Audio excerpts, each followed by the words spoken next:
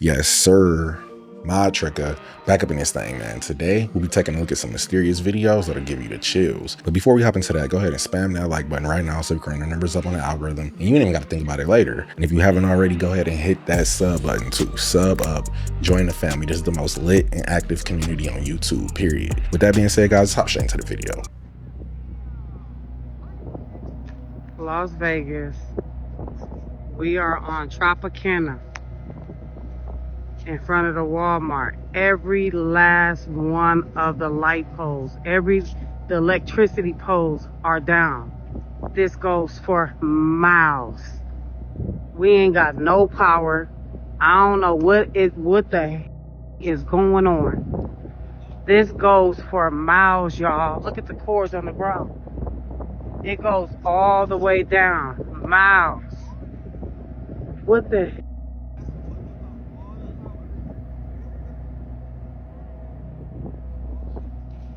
What the?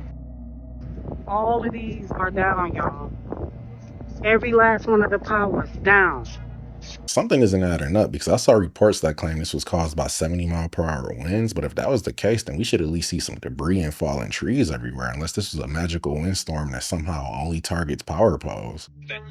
Y'all remember that old video of that news anchor? So I zoomed in, and not only do I not see a fly, I see whatever that is. Can somebody explain, please? After he says that word, the D word. When I first saw this video back in the day, I thought the fly flew into his mouth, but now it's looking like he snatched it out the air with his tongue like a chameleon and ate it like a Dorito. He gotta be a shapeshifter. This storm isn't a once in a lifetime, it's a once in forever. I found some very weird stuff, but first, we have areas close to San Antonio now being flooded, around Austin, other rivers, etc. The death toll so far as the number climbs every 30 minutes as they find more bodies is now 47. And now they're saying there's actually 27 young girls missing. Right here you see a post by New York Post detailing the whole camp and all that situation. And completely unrelated, not relevant whatsoever. At the same time with this hurricane tropical storm coming to the East Coast and this stuff happening in Texas, we have the Weather Channel doing a report on this. Their words. Captain Hart wrote in his logbook that he and his co-pilots flew directly through the cloud and released dry ice into it. Then they descended to check if any rain would fall. And again, completely unrelated, they just did this story a few hours ago again on the Weather Channel. The most insane part about this storm was the rising of the river by 26 foot in 45 minutes. I've never even heard of such a thing in my life. We have Texas officials blaming the National Weather Service for not being able to call this the way it was. We also have the National Weather Service months prior coming out and saying they can't detect things like they used to because of all the changes. You know, administrative, federal things have been changed. It's almost like it's the perfect situation for the perfect storm. You can look at your own forecast, and the amount of rain that fell in this specific location was never in any of those forecasts. Now again, completely irrelevant, not related whatsoever. I'm just trying to get familiar with the area. Just 1 month ago, Kirk County citizens were all standing up saying we're not going to be having any lithium battery storage here. That needed to stand up, and you can read it. My heart goes out to everybody impacted in Texas. The river rising 26 feet in 45 minutes just feels unnatural.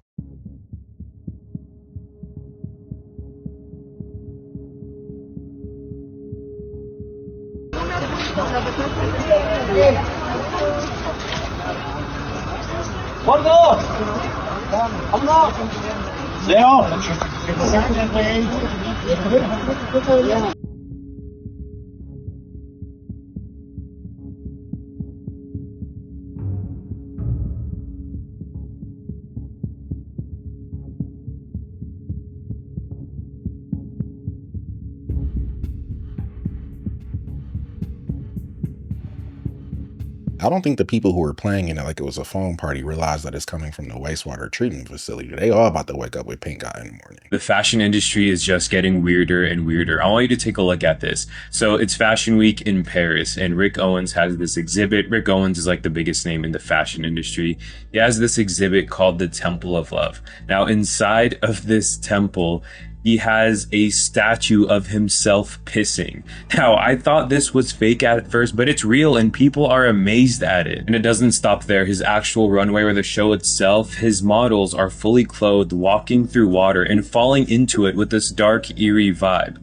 Now, what blows my mind is you have the top dogs in the industry watching these shows all in one place. I mean, you have Jay-Z, Beyonce, Bradley Cooper was there, Pharrell, and I can't help to think that these guys have to have the same thoughts as us. Like, this isn't normal. It's not just Rick Owens, it's most of the brands during Fashion Week or usually at any runway. I mean, I have never seen anyone wear any of these clothes that I see in these clips. Rick Owens calling this the Temple of Love has to be a joke. This is more like the Temple of Delusions, because you got to be delusional to think that this is actually fashion. What does it mean when we've reached a point to where we're disguising the towers inside of crosses and churches, placing them over elementary school cafeterias, over high school football fields? In fact, this one has two, disguised as palm trees where you run your errands, in the parking lot of the grocery store where you buy the food you eat, on the side of almost every road and in almost every neighborhood.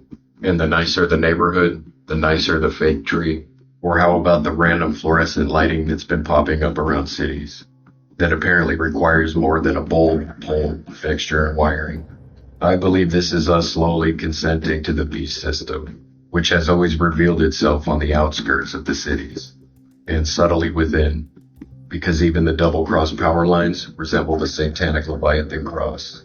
The full Leviathan cross has an Ouroboros, which is a symbol that has surfaced along with many of the tech companies. It looks like they're starting to put these on every other block, and with all the frequencies they emit, you'd be better off wearing a microwave as a helmet than living in the city these days. Something supernatural is going on here. Look right here. Look right here. Right here. Look, watch. What is that? What is that? And it's just gone, bruh. Look at this. It's there, and now it's not. It's there, and now it's not, bruh. What is that? Bruh. What is that? What is that? And then it's just gone. Bruh. What is that? One more time. Bruh. What is that? What is that?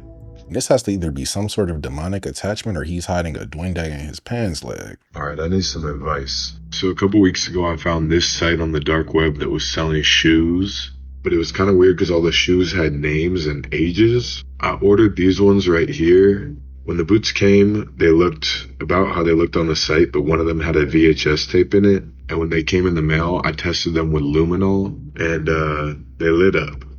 Now, I did get a VCR, and I was able to play the Schumann VHS. It was really creepy. Most importantly, there was a bunch of slots on it called submissions, where people, it seemed like, had to submit videos of them harming people wearing the boots. Basically, it seems like if your submission is rejected, you get added to the site. When I went back on the Onion site, I realized that it had been taken down. A couple days later, I realized the heel of one of them was hollow, and it had a little GPS tracker in it. I figured out that the GPS tracker was trying to send my location to a phone number. And when I called the phone number, there was a voicemail saying, like, if you found this number, I'm going to come and find you. So I left a voicemail responding to it, but then they changed their voicemail to be like, hey, this is just a misunderstanding. That voicemail was for the Schumann. Now, I've texted back and forth a couple times with that number at this point. And basically what the guy is claiming is that he is not the Schumann or the guy that sold me the shoes. He was someone who bought the shoes previously or rented the shoes previously. Specifically, he's claiming to be Dante, which is a name that has a submission slot on the VHS. What he's trying to say is that he put the tracker in the boot in order to try to track the Schumann when the Schumann came to get the boots again. And the tracker was designed to turn on when someone puts the boots on, but the Schumann never put them on. So what I'm trying to decide is if I should trust this guy or if it's possible that it's the Schumann pretending to be someone else to try to like lure me in and take my shoes or whatever. I don't know. What do you guys think? I thought he would have been done with this whole saga after part 1 that we saw a few videos back where he located the tracker, but I guess he hasn't learned his lesson yet. And he's a WWE fighter, so if we see some wrestling boots pop up on the dark web, we know things didn't end well. Happy birthday to you. Happy birthday, dear Blondie. Happy birthday to you. I said happy birthday, Blondie. Oh, how did you do that? What did you do? What did you do? That was weird. That wasn't even Did me. you do it? That wasn't me. That was strange, wasn't it? What happened? That was weird. If a ghost ever blew out my candles like that, my birthday is ruined because I'll be too afraid that it made a wish to switch bodies. Is it just me, or did this scene from White Men Can't Jump seem just a little out of place? The last words of Lee Harvey Oswald.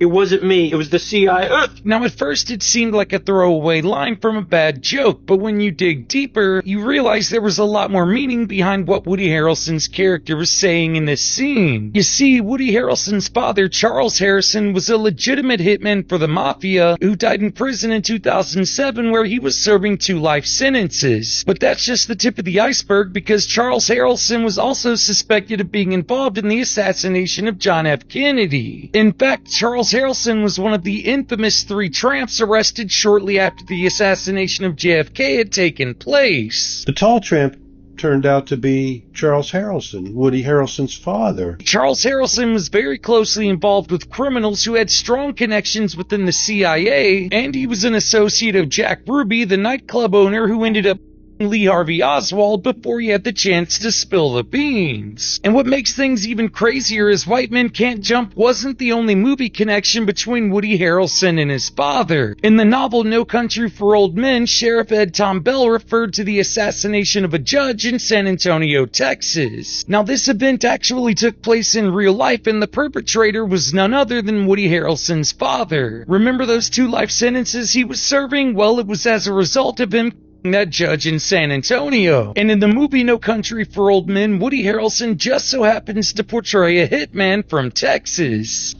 Just how dangerous is he? Compared to what? The bubonic plague? Which of course brings us back to this random out-of-place scene from White Men Can't Jump. Given everything we just talked about and all the connections between Woody Harrelson and his father, this scene becomes a lot more interesting. But check this out. The last words of Lee Harvey Oswald. It wasn't me, it was the CIA. No, get it? Yeah. I got it. Honey. I'm sure Woody Harrelson's dad has told him some wild stories growing up. He might even know some extra details about the JFK assassination that we don't. I know he wasn't invited to career day, though. This is not a once-off. The dams are 100% weapons against the old world structures. We've proven that. And it's been shown to a lot of people. And we will continue to do that, but today I want to show that the dam itself is extremely powerful. It is there, and there are things going on inside the complex, within the walls. It has bizarre symbolism. They held a weird ceremony with the president, even giving a speech, timing it all up to match with the stars at 8:56 p.m. This is not random. They know something. They have knowledge, and this is what they did. Before we go further, the possibilities this place that we all live are endless. I'm not going to restrict the research to things that we can without a doubt prove. I'm going to continue to ask questions, and I'm going to continue to dig deeper, because this is when we find things. We all have to ask questions, like, what would the government need that much power for? Why are there buildings, places inside this dam that are restricted to even the workers? Why was there a weird ceremony at the dam? Why are there 2 winged figures sitting outside with Thuban written on the ground? Thuban, meaning snake or serpent. And we all know that serpent represents hidden knowledge. We have a compass on the ground and a location of possible sacrifice to turn the machine on. If they were just constructing a dam, none of this would be going on. They would just build the dam.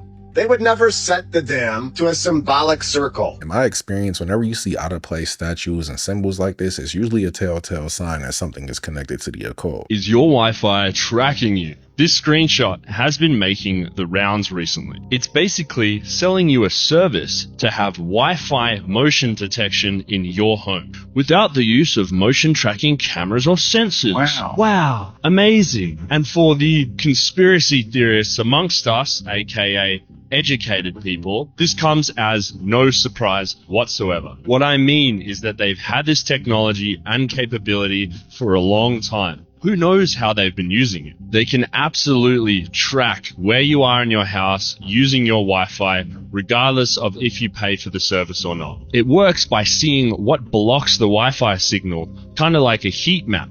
And this is very similar to how bats use echolocation to fly through the air. And if Wi-Fi is beaming out these signals that are blasting into us and getting blocked, what else is that signal doing to our bodies? This is just another thing to be aware of in the increasing surveillance of this technological world. And another reason to turn off your Wi-Fi whenever you're not using it. If they're offering this as a service, that means the devices already have this capability, and I wouldn't doubt if they're not already using this on us without our knowledge. I'm sure most people are familiar with this man here, Nikola Tesla. A man of so many visions and talents that you could go on for days, but today we're going to talk about his creation, Warden Tower. Built in 1901, amongst other things, the main function of the tower was to transmit wireless power. But of course, the whole project was shut down and the tower was ripped down because JP Morgan pulled their funding. In the middle of last month, DARPA, with the project they've been working on since 2023, not only achieved that, but they set a record sending power to a remote location 5 miles away.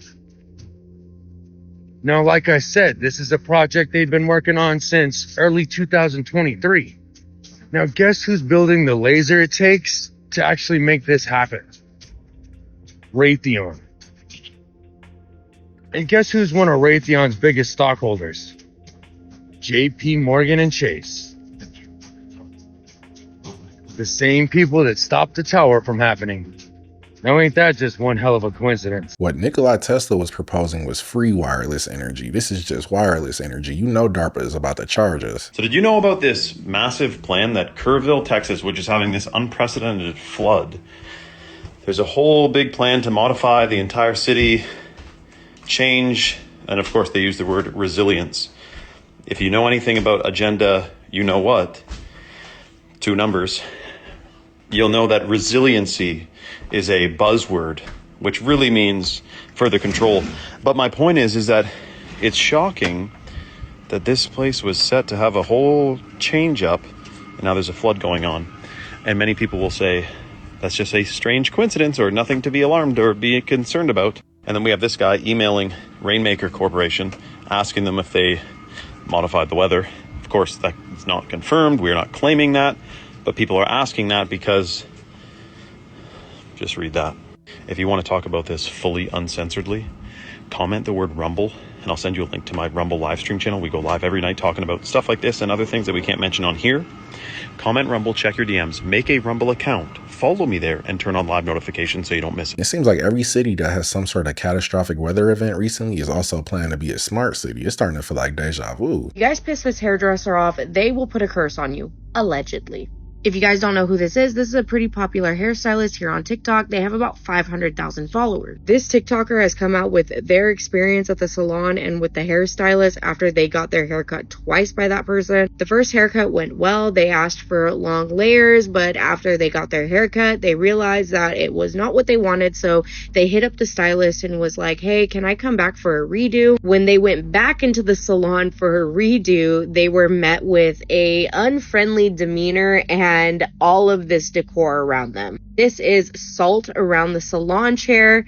This is, I don't know what this is, pentagrams. And then if you pay close attention, this is a pentagram on a mirror that is regularly shown in the salon. This is the exact same mirror. And even if you go back to the salon's older videos, even in October, you don't see any of this decor in the salon at all. But not only was this all out on display, let me play the audio clip for you of the music that played when the hairstylist walked away from the client. It's like whisper chanting in a different language.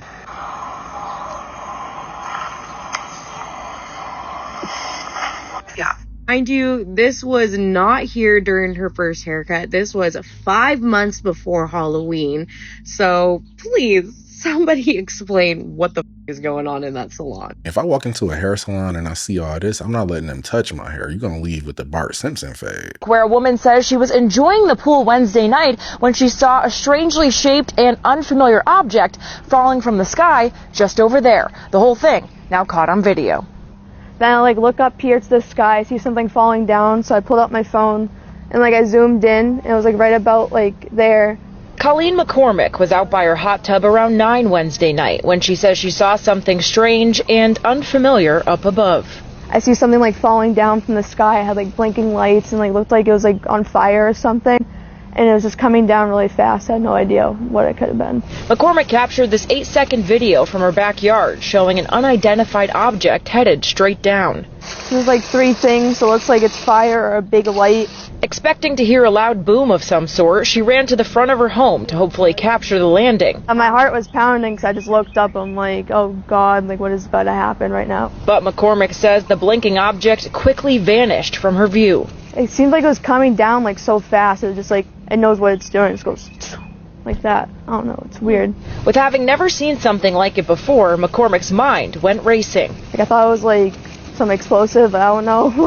Hopefully I'm not the only one that saw this. I'm not going crazy. I didn't see things, but I got it on video, so I'm I did definitely see something.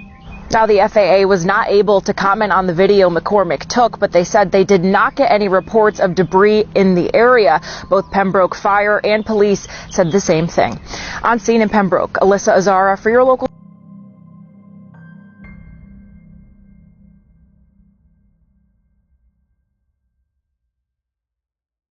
It kind of looked like a drone coming down for landing, but if it completely vanished, then it might be something interdimensional. Where it's a child running through Colonial Park Cemetery. It stops at one of the oak trees and just jumps up and disappears into the tree. This is Savannah, Georgia, y'all. Oh, yeah. So, took this photo while on a historical tour in Savannah, Georgia at about 10:30 p.m. at night.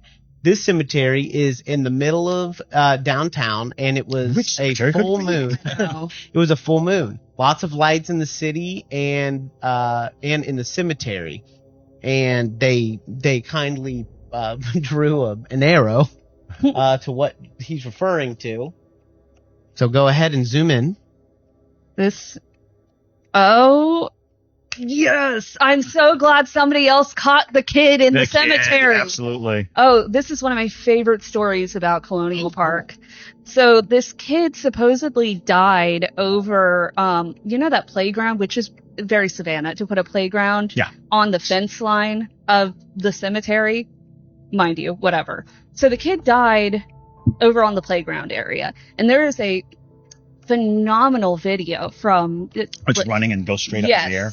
Yeah, where it's a child running through Colonial Park Cemetery. It stops at one of the oak trees and just jumps up and disappears into the tree. It's so good, and it was put on YouTube back when I think it was weren't manipulating stuff. Featured on one of those ghost caught on tape way back in the days. But yeah, it was a super viral video. Yeah, and I am almost certain that is what he caught. They call Savannah the most haunted city on earth for a reason. It's the only place where it's normal to see a ghost playing hopscotch in a cemetery. I think one of the craziest movie factoids of all time was casually dropped on a Joe Rogan episode. He was interviewing Bob Lazar, a man who claims to have worked on extraterrestrial technology at Area 51 back in 1989. What's crazy about Bob's story is how credible he sounds and how people who study body language have done breakdowns on when Bob speaks. He gives off off no physical indicators that he's lying. Bob was talking about back in the 80s about how these UFO aircrafts were powered by Element 115, which everyone made fun of him for because there's no such thing as Element 115. Until the existence of Element 115 became public knowledge in February 2004. People had found his story to be quite believable up until this moment when he's telling Joe about a hand scanner that he would use to get inside the top secret facility that he worked at. Movie aficionados say this is the moment that proves Bob is full of crap because that same hand scanner was a prop used in the 1977 film Close Encounters of the Third Kind. I thought this was proof that Bob Lazar was lying myself until I started researching how Close Encounters was filmed. A man by the name of J. Allen Hynek worked on the film as a creative consultant, and he actually cameoed in the movie right here. Hynek was a brilliant professor and astronomer who worked as a scientific advisor on UFO studies for the United States Air Force. He worked on 3 different UFO projects for the military: Project Sign, Project Grudge, and Project Blue Book. He was handpicked by Steven Spielberg to work on the film because Spielberg wanted to bring as much realism to the film as possible. He wanted to hire people like Hynek who are privy to these top secret facilities and have seen the tech they use himself. And the more you dig on this hand scanner, the more evidence of its existence that you find. Dozens and dozens of first-hand accounts of people saying a similar thing. People saying things like, oh yeah, I remember our company using this for a short while, but it was kind of a pain in the butt, so they eventually stopped using it. But because this tech never went mainstream, people assume it never existed, just like Element 115. Now, whenever I watch this movie, I just can't help but think to myself, now that we know that that isn't just some made-up movie prop,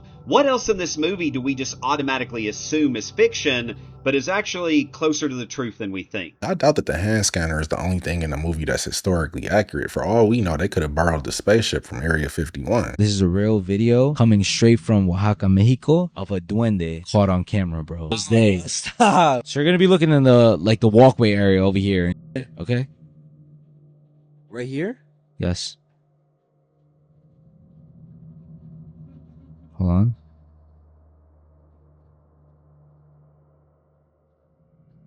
There it appears. It's right there. Oh, right there? And then watch. Vanishes. Wait, hold on. Let me see. Bro, replay that. And that's not a person, bro. It's way too small. And how the fuck does it disappear that fast?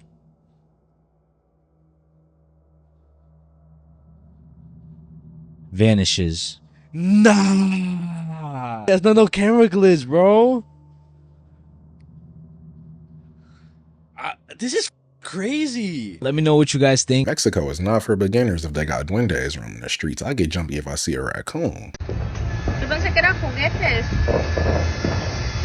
Ya que empiecen los de veras.